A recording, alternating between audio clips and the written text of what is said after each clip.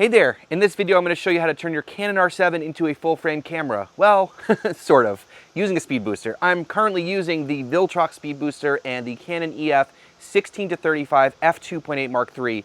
And the camera right now is showing that I'm shooting at 14 millimeters in f2.0. So, how is that possible? Well, I'm going to do some explaining with that and help you understand how this works. Now, if you have questions about how speed boosters work and all of the details about how to calculate depth of field and aperture and all that stuff, I made a detailed video which I'll leave linked down below. I'll try to answer some questions in this video, but for a more detailed explanation, please go check out that video. I'm sure I'll answer your questions. Now, there's always a couple of questions that come up with using a speed booster, and first of all is going to be image quality and autofocus. So what I want to do is test out those quickly while I'm outside here, and then we'll go inside and I'll talk about some of the details and how you can make the speed booster work on your R7.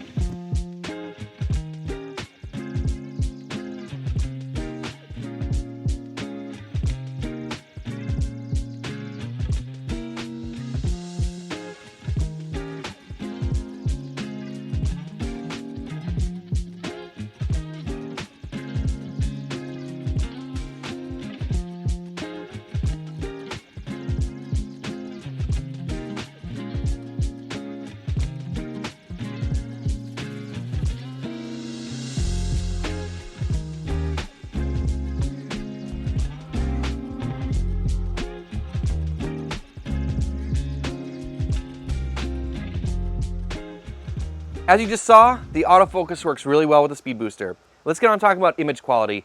Anytime that you add a glass element to your camera system, you have the potential for degrading the image. So that could be a filter on the front of your lens, or it could be a speed booster between your lens and your camera. And so what I want to do is I want to compare the image quality with using the speed booster and then using the basic Canon pass-through adapter. So this adapter doesn't have any glass in it whatsoever, so the image will pass right through. So for this test, I'll keep the lens settings the same. I'll be at 35 millimeters in f2.8, and then to get a similar field of view and depth of field with the basic adapter, of course, it's gonna have more of a crop factor, so I'll just back up a little bit. So let's take a look at this comparison.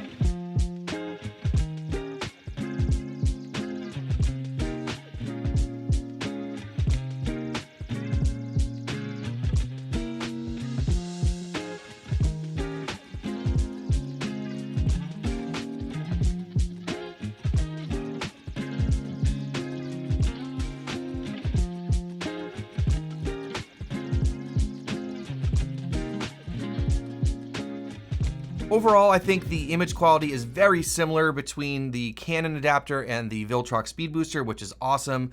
I think the sharpness looked very similar.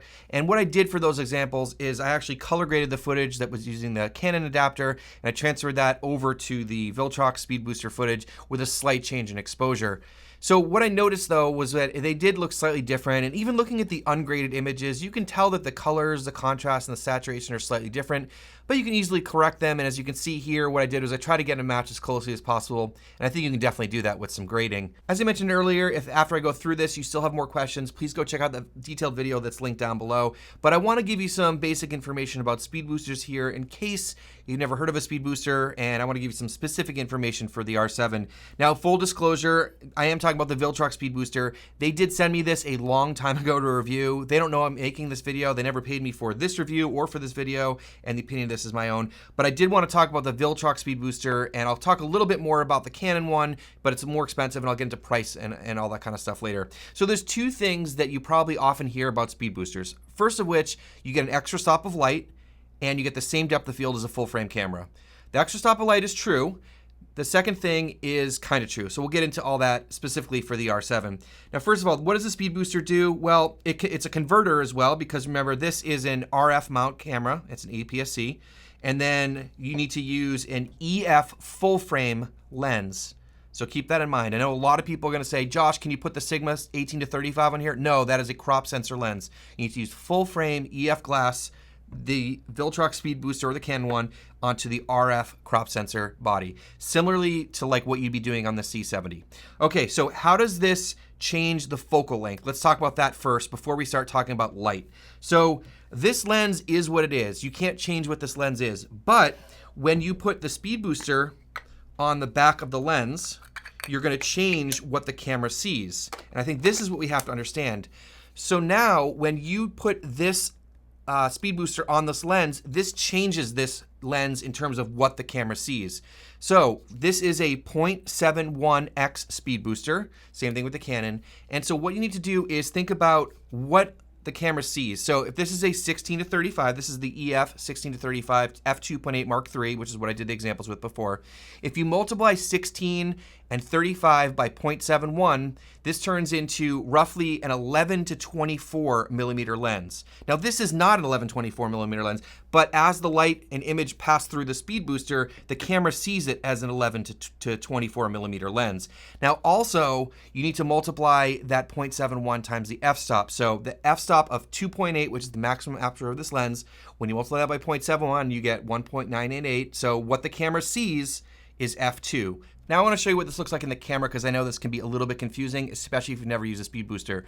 Remember, this is still a crop sensor camera, but what it's being sent in terms of the image and the light is going to be different now because of the speed booster. So if we look in the camera, if I zoom out to 16 millimeters, which is the widest this lens can go, the camera is going to show 11 millimeters.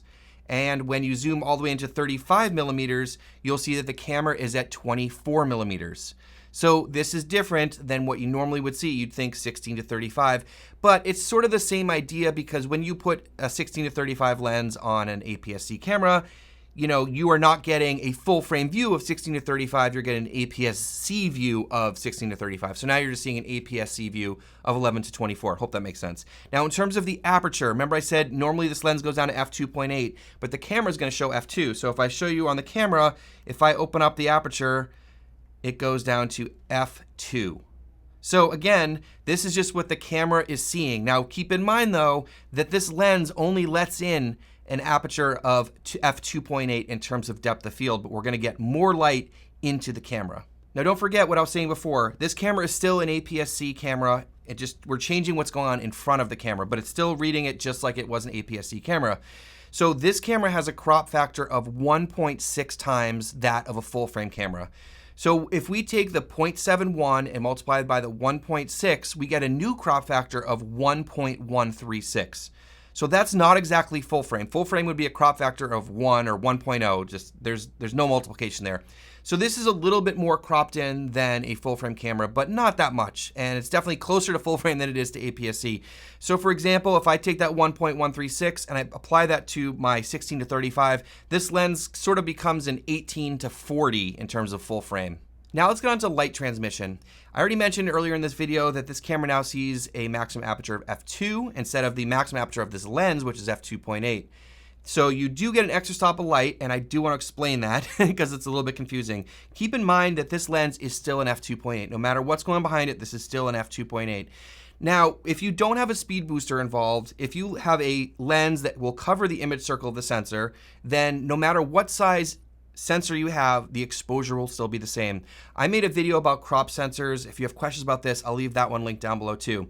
For example, we have a full frame lens on an APS-C camera. If I'm not using a speed booster and I'm using like a basic adapter, the exposure will be the same as it was on a full frame camera at a given aperture. Also, if I put this full frame lens or a Super 35 or APS-C lens on a Micro Four Thirds camera at the same aperture, they'll all have the same exposure. Of course, there's other things that change. Again, I mentioned that in a video like noise and other stuff, but it doesn't matter as long as the image circle of the lens covers the sensor. So usually when you have like an APS-C, Super 35, Micro Four Thirds sensor, you're really only seeing the center part of the image circle that the lens is projecting. Now what the speed booster does is it kind of acts like a magnifying glass and it funnels the light from the full image circle of the bigger lens onto the sensor, and that's what gives you more light, because normally you're only looking at the center of the image, but now it's sort of funneling all that light to the smaller sensor, getting it to be a brighter image. Now on a depth of field, and this can create a lot of confusion for people because it's a little bit more complicated and there's a lot of misunderstanding. So I want to go over some of this stuff here.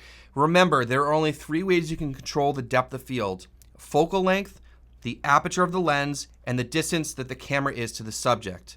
So let's talk about our situation here. Remember, the aperture is not changing of this lens. It's always an f2.8 lens. The things that we are changing, we're changing the focal length. That's the main thing, because when we add the speed booster, remember this 16 to 35 becomes roughly an 11 to 24.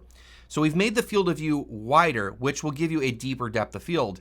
But what this allows you to do is move the camera closer to the subject. Because you have a wider field of view, you then move the camera closer and thus giving you a relatively similar depth of field experience with a full frame camera.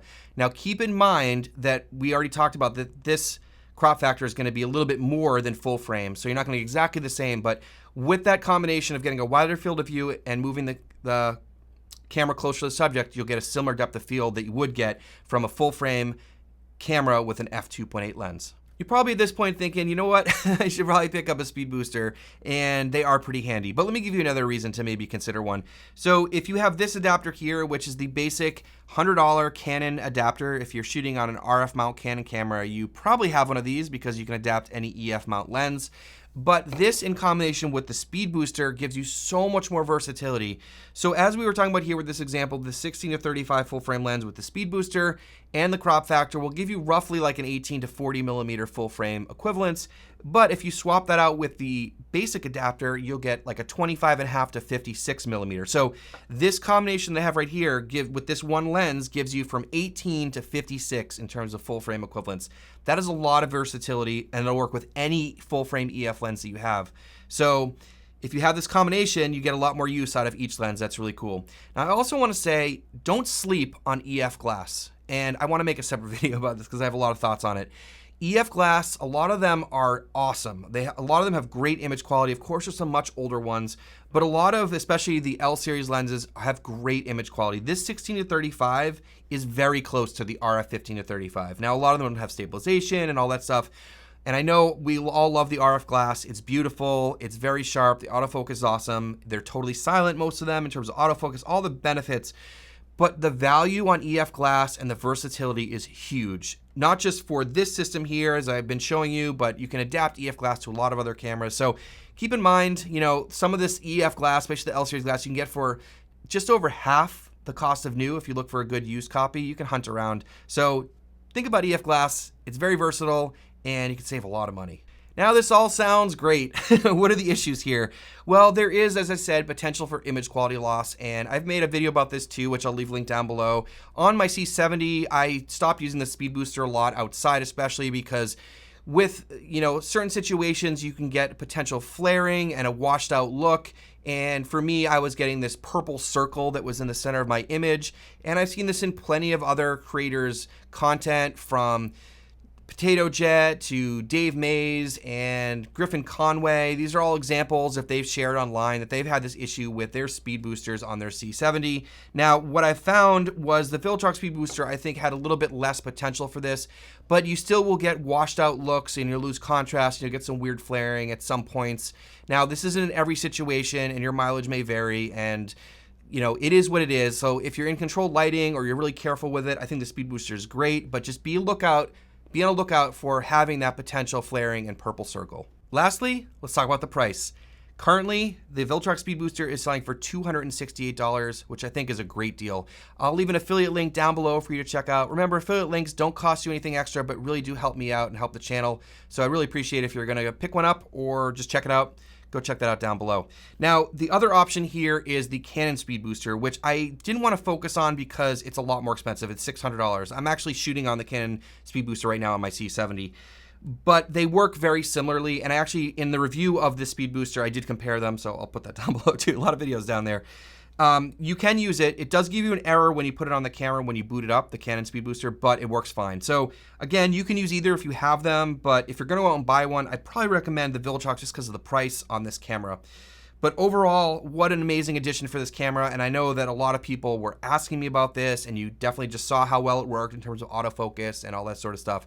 Remember, whatever lens you use on this, just make sure it's a full frame EF lens, because I think a lot of people get confused about that. Anyways, hope you found this helpful and enjoyed this, and if you did, also consider hitting subscribe down below. It'd be greatly appreciated. Thanks so much for watching. We'll see you in the next one.